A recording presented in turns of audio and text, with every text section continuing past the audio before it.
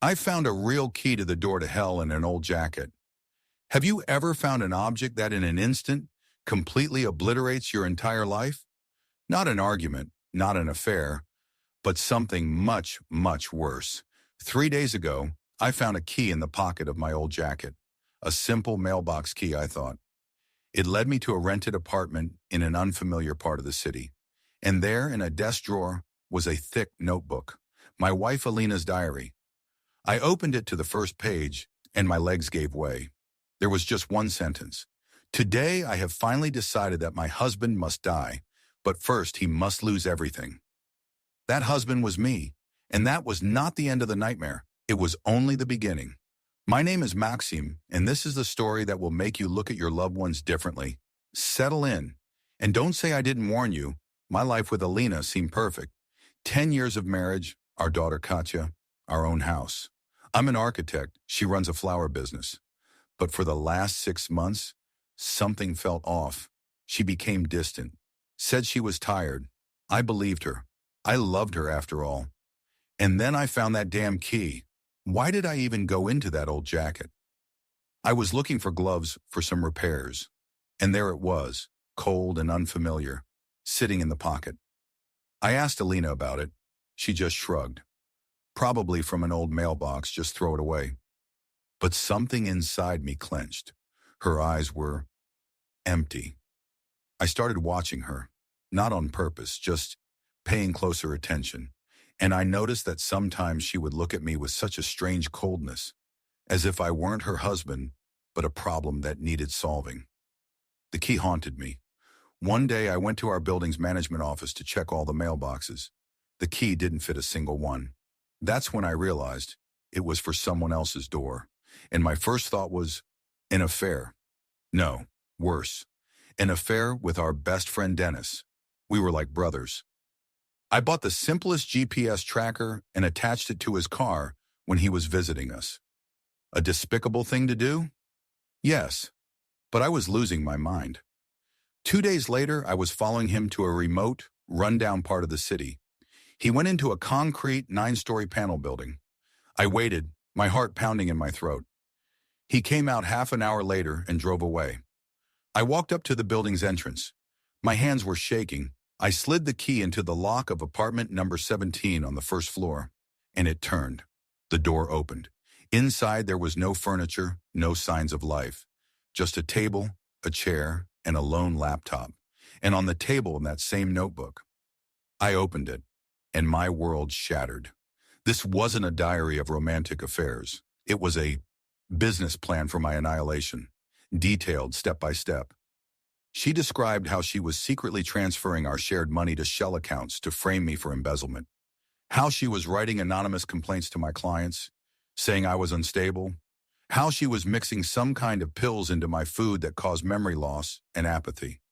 And the most terrible part, how she was turning our 7-year-old daughter Katya against me, telling her that her dad was evil and wanted to send her away to a boarding school.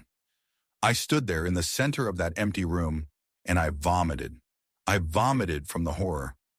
The person I had shared a bed with for 10 years was coldly planning my social, financial, and physical destruction. And Dennis was her accomplice. He helped her with this apartment. What did I feel? Panic, rage, helplessness. Go to the police? With what? With the diary of a madwoman, or so they would think? No, I had to act on my own. I photographed every single page. I returned the notebook to its place, and I started my own game. I became what she wanted to see, a depressed, confused husband. I pretended to have problems at work, that I was forgetting everything. And all the while, I installed hidden cameras in the house, a voice recorder in the living room. I became a spy in my own home. One night, while reviewing a recording, I heard their conversation. Alina and Dennis. She was saying, "He's almost broken. One final step remains." And Dennis replied to her, and his voice was strange, love-struck. "Alina, and then, will we be together?" And then she laughed, a cold, cynical laugh. "Dennis, don't be a child. This is just business." I understood everything. Dennis was a pawn, a love-struck idiot whom she was using. And in that moment, I almost felt sorry for him. They accelerated their plan. A week later, Alina started a conversation with me about needing to withdraw a large sum of money to invest in her business. I knew it. This was the embezzlement. I agreed, but said I would do it tomorrow. That evening, I got a surprise. In my car, in the glove compartment, was a bag of white powder and a stack of cash. I almost laughed. This was getting too dirty. Drugs.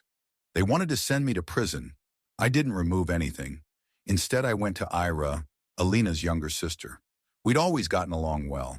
I was on the edge. I showed her the photos of the diary. She turned pale and burst into tears. She said she didn't believe it, but agreed to help. She became my eyes and ears. It was Ira who discovered the most terrifying twist. It turned out Dennis, realizing he was being used, had decided to go all in. It was he who had planted the drugs and money in my car, and it was he who was going to make the anonymous call to the police, but not to get me arrested, but so he could later help Alina, become her hero and savior. He was going insane with jealousy of me. The day of reckoning came. I knew about the call. I was ready, but I didn't expect Alina to come with me. When we got in the car, she put her hand on mine and said, "Max, let's just go for a drive. Let's talk." We drove out of the city. She was acting strange. She talked about our first dates. She cried. And then she said, "Forgive me. I know everything." I was speechless. "What do you know?" I asked. "I know about the key, about the apartment, about the diary," she said, looking right at me. And in her eyes, I didn't see fear, but despair. "Max, that diary, it's not a plan. It's my fears. For the last 6 months, you haven't been yourself. You were the one writing those complaints to clients. You were the one transferring the money. You were saying terrible things to Katya and then not remembering any of it. I started writing down everything that was happening because I was scared you were ill. I was scared you hated us and wanted to destroy everything we built. And the key, I was the one who put it in your jacket. I hoped it would lead you to that place, that you would realize you needed help. Dennis was trying to protect me from you." I looked at her and couldn't believe my ears. Was this a brilliant lie to cover her tracks? Or a terrible truth? At that moment, my phone rang. It was Ira. In a trembling voice, she said, "Max, I took the laptop from that apartment. There's a folder with videos. You have to see this." I put her on speakerphone. Ira sent me a video. It was me. I was sitting alone in my office at night and talking to myself, angrily in a whisper. I was saying, "She will ruin everything. I have to stop her. I have to lose everything." Then I took a notepad from the desk and started writing those very anonymous letters, the letters I thought she had written. It was me. All this time, it was me. I looked at Alina. In her eyes, there was no hatred, only endless pain and pity. "You need a doctor, Max," she said quietly. I stopped the car on the side of the road, got out, and screamed. I screamed from the horror of the monster I had become without even knowing it. Now I'm in a private clinic. They've diagnosed me with a rare psychiatric disorder, a delusional disorder with a drive for self-destruction. My own brain invented an enemy in the person closest to me and made me believe it. Alina visits me. She has forgiven me, but I see the fear in her eyes. Katya is afraid to come near me. I've lost a year of my life, my daughter's trust, and my grasp on reality. But you know what the most terrifying part is? Even now, in the quietest nights, I catch myself thinking, what if I'm not sick? What if she is so brilliant that she pulled it all off, bribed the doctors, and locked me in here to get all my money? The sane part of me says that's the delusion talking, but the broken part whispers, and the key? Who really planted the key? Are you still sure you can trust your own mind?